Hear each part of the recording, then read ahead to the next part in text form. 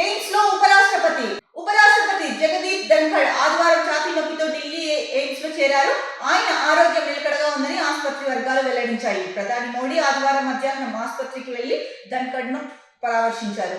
So ఛాతీ నొప్పితో అయితే కనుక నిన్న ఉపరాష్ట్రపతి ఎయిమ్స్ లో చేరారు జగదీష్ ధన్ఖడ్ గారు. ఈ అయితే ఆసుపత్రి వర్గాలు అయితే కనుక ఆయన ఆరోగ్యం నిలకడగానే ఉంది, ఉపరాష్ట్రపతి గారి ఆరోగ్యం నిలకడగానే ఉందని చెప్పడం జరిగింది. నిన్న మోడీ గారు కూడా వెళ్ళి పరామర్శించి వచ్చారని చెప్పేసి ముఖ్యంగా ఇచ్చారు.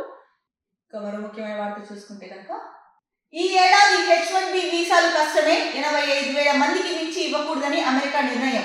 మార్చి 7న ప్రారంభమైన వీసాల జారీ ప్రక్రియ 24వ తేదీతో ముగింపు.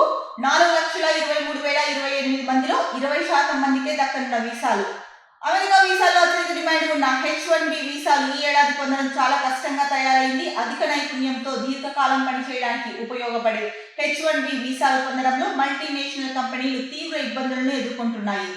ట్రంప్ అధికారం చేపట్టిన తర్వాత H1B వీసాల జారీపై కఠిన ఆంక్షలు విధించింది.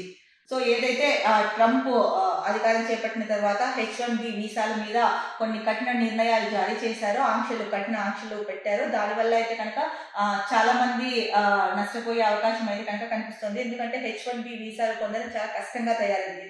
ఎందుకంటే ఏం చెప్తున్నారు ఆయన, 85,000 మందికి మించి ఇవ్వకూడదు అని చెప్తున్నాడు. సో 85,000 మందికి మించి ఇవ్వకూడదని అమెరికా నిర్ణయించినప్పుడు మరి ఏదైతే కనుక ఇక్కడ చెప్పారు, అధిక నైపుణ్యంతో ఎక్కువ రోజులు అంటే ఎక్కువ కాలం పనిచేయడానికి ఈ వీసా H1B వీసా అయితే కనుక ఉపయోగపడుతుంది.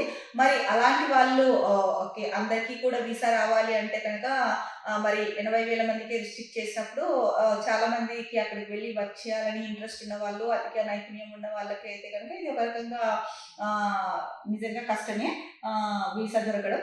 ఇక్కడ చూసుకుంటే కనుక మార్చి 7వ తారీఖున ప్రారంభమైంది వీసాల కోసం జారీ ప్రక్రియ. 24వ తేదీతో అయితే కనుక ముగుస్తుంది అన్నారు.